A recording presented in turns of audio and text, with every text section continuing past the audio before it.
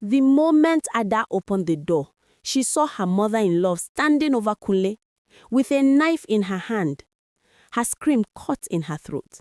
"Mama Taye, what are you?" Mama Taye's eyes, wild and furious, locked onto Ada. "You've crossed the line this time, girl.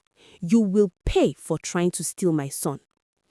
Ada froze, heart hammering, as the reality hit her. This wasn't a fight over plates or sugar anymore. This was war. From that day onward, nothing was normal. Every meal, every word, every glance became a test. Ada tried to walk past Mama Taye in the kitchen. Mama Taye stepped in front of her, arms crossed, lips tight. "You dare enter my kitchen like you own it," she snapped. "I live here too," Ada shot back, jaw tight. "Or have you forgotten?" "You are forgetting nothing, girl. I see everything you do, every small step, every little move to take over my family." Kunle's voice trembled. "Please, both of you, can we just—" "No," they said in unison, eyes locked, neither willing to back down. From spilled soup to hidden sugar containers, from passive-aggressive glances to whispered threats at night, every day became a new battleground. Ada began striking back. She would sneak into the living room late at night, rearranging furniture to her liking. Mama Taye noticed instantly. "You think I don't see you?" Mama Taye whispered from the shadows. "Every move you make, I'm watching." Ada squared her shoulders. "Then watch this," she muttered, daring Mama Taye to challenge her. At times, they came face to face in the hall, inches apart, exchanging words sharper than knives. "You'll never control my life," Ada said, voice low but fierce. "I am control," Mama Taye spat. "Not anymore," Ada whispered, stepping closer, daring her mother-in-law to lash out. The war wasn't just physical, it became psychological. Ada left notes with sarcastic, helpful tips in the kitchen. Mama Taye accidentally switched Ada's hair products with bitter-smelling potions. Kunle became a hostage to their rivalry, walking on eggshells while the two women circled each other like predators. Every evening, the tension reached its peak. Visitors came and left whispering about the war at 21B. The neighbors speculated, but no one dared intervene. Then came the night that could have ended everything. Ada invited a few friends over quietly, hoping to plan a peaceful escape from the tension. Mama Taye, however, appeared at the doorway like a phantom, eyes dark with fury. "You think you can plot behind my back," she hissed. "I will expose you." Words flew like bullets, every insult cut deeper than the last. "You're a coward hiding behind my son." "I'm not hiding. You are just afraid someone sees the real you." Kunle pleaded. "Please, both of you." Ada, quick and daring, pulled out her phone and started recording. Mama Taye froze. Finally, her control was slipping. "You wouldn't dare," she spat. "I already did," Ada said, calm but deadly. "Now the truth is here for everyone to see." After that night, the balance shifted. Ada held power, but Mama Taye was far from defeated. Doors were slammed with warning. Words became traps, sentences loaded with hidden threats. Every meal, every gesture, every glance was a challenge. They tested limits. Who could provoke the other into overreacting first? Who could manipulate Kunle without getting caught? The house became a maze of tension, suspense, and daring maneuvers. Every footstep was calculated, every conversation a trap. One stormy night, the electricity went out. Darkness enveloped the house. Ada and Mama Taye were forced into the same room, candles flickering, shadows dancing on their faces. "You think the dark protects you?" Mama Taye hissed, stepping close. "I don't need light to see your fear," Ada replied, heart pounding. They circled each other like tigers, daring, taunting, calculating. Then a loud crash from the kitchen sent both women spinning. Kunle's panicked voice echoed, "The vase! Stop it!" It was the moment of truth. Would one finally strike? Would the war finally end in disaster? Or would both realize neither could truly win without destroying the other and the family? The house held its breath. the storm outside matching the storm inside, and the battle at 21B reached its ultimate peak. The first light of dawn crept slowly into the broken living room of 21B. Plates lay shattered on the floor. The tall flower vase that Kunle loved had broken into pieces during the chaos. The house looked like a battlefield after a long night of war. Ada and Mama Taye stood facing each other. Neither moved. Neither blinked. Kunle stood between them, breathing hard, his eyes red from stress. But the two women barely noticed him.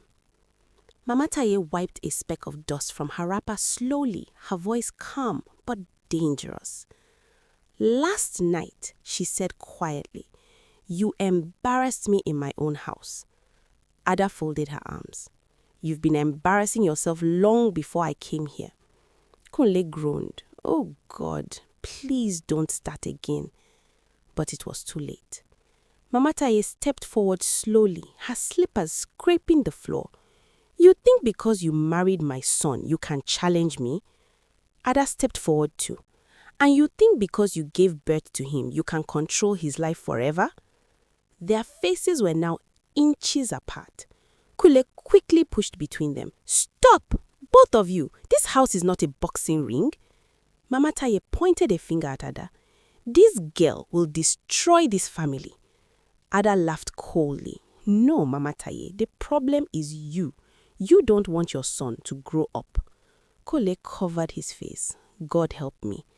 But Mama Taye's eyes had changed. They had become darker, quieter, more calculating. And that was when the real war began. For the next few days, the house became quiet. Too quiet. No shouting, no arguments, no insults. But that silence was worse than noise, because both women had started planning. Ada noticed strange things happening. Her clothes would disappear from the washing line. Her favorite cooking pot suddenly developed a crack. Her phone charger vanished. One afternoon, she entered the kitchen and froze. Her food, the soup she had spent 2 hours cooking, was sitting on the floor, spilled, deliberately. Ada slowly clenched her fists. She didn't shout. She didn't scream. Instead, she smiled slowly. "Okay," she whispered. "So this is how you want to play." That evening, Mama Taye walked into her room and suddenly stopped. Her wardrobe door was open. Her clothes were scattered on the bed, and in the middle of the bed was a single piece of paper. Mama Taye picked it up. It read, "Two can play this game." Mama Taye's lips slowly curled into a smile. "Good," she murmured. "Now we're talking." Kunle was losing his mind. At work, he couldn't concentrate. At home, he felt like he was living inside a volcano. One evening, he returned home and immediately sensed something was wrong. Too quiet. He stepped inside slowly. "Ada?" he called. No answer. "Mama?" Still silence. Then he heard voices, whispering from the backyard. He walked there carefully and froze. Ada and Mama Taye were standing face to face again. But this time they weren't shouting. They were speaking quietly, which was far more frightening. Mama Taye's voice was low. "You think you're clever." Ada shrugged. "I know I am." Mama Taye leaned closer. "You're trying to push me out of my own son's life." Ada leaned closer too. "No, I'm trying to stop you from running it." Kunle stepped in. "Enough! I can't live like this." Both women turned to him simultaneously. Mama Taye spoke first. "My son, you need to choose." Kunle blinked. "Choose?" Ada folded her arms. "Yes, choose." Kunle looked from one woman to the other. His voice cracked. "You're asking me to choose between my mother and my wife?" Mama Taye answered coldly. "Yes." Ada nodded slowly. "Yes." Kunle stepped backwards. "This is madness." But Mama Taye's eyes burned. "No, This is reality. Ada added quietly. Only one woman will control this house. Kunle suddenly shouted, "Nobody is controlling anything." The silence that followed was heavy, dangerous. Mama Taye slowly said, "You'll see." Ada replied calmly, "Oh, he will." Soon, the entire compound started whispering. People noticed the tension, doors slamming, late-night arguments, cold greetings. One evening, the landlord himself knocked on the door. Kunle opened it nervously. "Good evening, sir." The landlord squinted into the house. "I'm hearing too much noise from this house." Kunle forced a laugh. "No problem, sir. Everything is under control." Behind him, Ada and Mama Taye stood like statues. The landlord shook his head. "Control it quickly. I don't want war in my compound." He left. Kunle turned around. But before he could speak, Mama Taye said, "You see?" Ada raised an eyebrow. "See what?" Mama Taye smiled slowly. "This house is too small for two queens." Ada's eyes flashed. "Good thing I'm not planning to be the second one." One night, Ada woke up thirsty. She quietly walked to the kitchen, but as she reached the door, she heard something. Voices. She stopped. Mama Taye was speaking to someone on the phone. Her voice was low. "Yes, she's still here." Ada frowned. "Still here?" Mama Taye continued. "I warned my son, but he doesn't listen." Ada leaned closer. Then Mama Taye said something that made her blood run cold. "If this girl doesn't leave soon, I will make her leave." Ada's heart started pounding. What did she mean? Make her leave? How? Ada quietly returned to her room, her mind racing. For the first time, she felt afraid. Morning came.